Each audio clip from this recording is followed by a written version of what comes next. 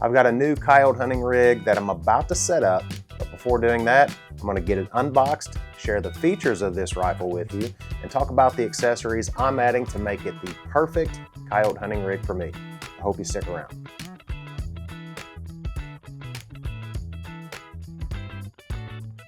What's up, everybody? Welcome to the channel. We're on the road to 25,000 subscribers and hoping to get there by the end of year. So if you're not subscribed, I would definitely appreciate it if you would hit that subscribe button. All right, inside this box is the Browning X-Bolt 2 Micro. Let's get it unboxed. All right, let's get this bad boy unboxed and take a look. Styrofoam on top there.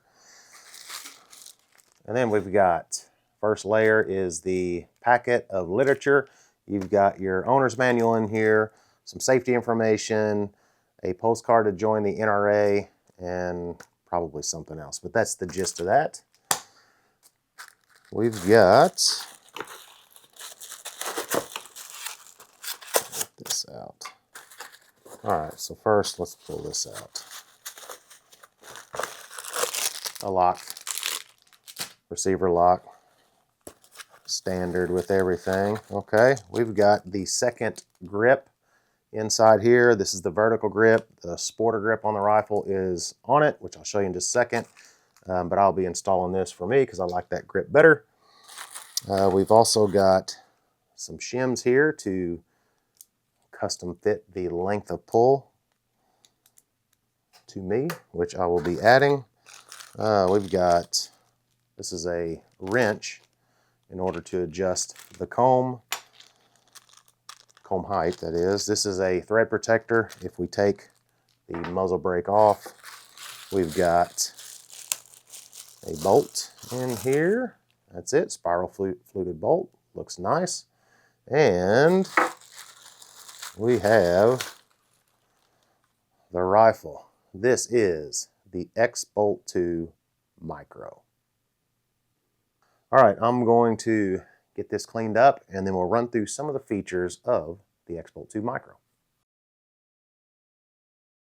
At a glance, the X-Bolt 2 Micro looks like a short-barreled X-Bolt 2 composite you see back here, but there are some other subtle differences. They both feature the Veritex stock that has an adjustable length of pull using these shims. It has an adjustable comb height, interchangeable sporter and vertical grips, overmolded gripping surfaces, and the Inflex recoil pad. The stock on the Micro, however, is just a little bit more compact. The length of pull on the Micro version starts at 12 7/8 inches versus 13 5/8 on the standard version, and they both adjust up to 1 inch longer, again using these included shims. The Inflex recoil pad contributes to a shorter length of pull on the Micro version as well, with its 1 inch thickness versus 1 1/4 inch thickness on the standard version. With all that adjustability combined, the X-Bolt 2 Micro can be adjusted to fit the smallest frame shooter to a full-grown adult. The X-Bolt 2 Micro has a sporter contour barrel that's going to be a couple inches shorter than the same caliber on the standard X-Bolt 2 composite model.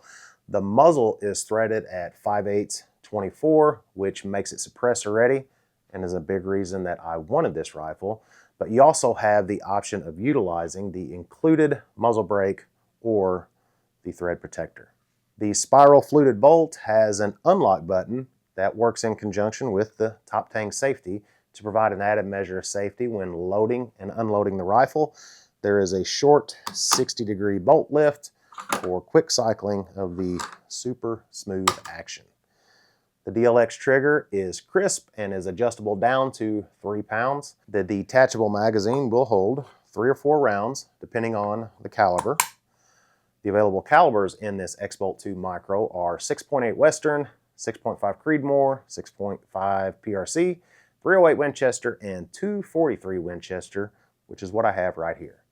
Just like the other unboxed videos, you'll need a few items to get this rifle ready to shoot. Here's what I'm using for this rifle. Obviously, you'll need some ammo. Since this is going to be my coyote hunting rig, I'm going to use this Browning BXV ammo. You'll also need a scope and something to mount the scope to the rifle. I'm going to use the Browning integrated scope mounts, which is a base and rings combination.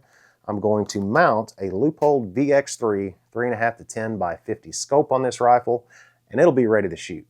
I did a video on how I choose the perfect scope for a particular rifle, which I'll link in the description and at the end of this video if you're interested. But I chose this scope because it's lightweight and the 50mm objective gathers a little more light in those low light conditions. That's all I need to start shooting, but to make it a better experience for hunting, I'm adding a suppressor, like I mentioned earlier. I also want the option of using a bipod on all my rifles. I like the Spartan Precision bipods on all my rifles that have a sling stud like this, because you can use this one bipod on all those rifles by simply installing an adapter. Just carry the bipod in your pocket and insert it when it's time for a shot. There's a little magnet that sucks it right in there, so it makes it quick and easy. You also don't lose the ability to use a sling. There's a sling mount incorporated into the adapter. As far as a sling, I like Browning's Warden sling, like you see on the one on this rifle back here. It's very lightweight, and this rubber coating prevents the rifle from sliding off your shoulder. Since I'm talking about coyote hunting, one other piece of equipment that I'm going to add to my whole coyote hunting setup, it's not an accessory to the rifle, it just makes hunting easier, is the Bog Death Grip. This thing is rock solid, and it's been with me on every coyote hunt since I've got this, and more than just coyote hunts, deer hunts, hunting out west, elk hunting, whatever it is. This thing is a rock solid shooting system. This is the Death Grip Infinite, it says, carbon fiber legs, so it's somewhat lightweight. It's not super lightweight, it's heavy, but it is rock solid, and it's a must on all my coyote hunts, so I'm bringing this with me as well. That's all I need for this rifle and that other piece of equipment to make it the perfect coyote hunting setup for me. I'm going to get it set up and we'll get it to the range here soon. I only have a few rounds of this Browning VXV ammo, but I do have a couple boxes on order. When they arrive, I'll get this rifle to the range and we'll see how it shoots. Of course, I'll share that with you when I do, so be sure to hit that subscribe button so you don't miss it. I appreciate y'all sticking around. We'll see you next time.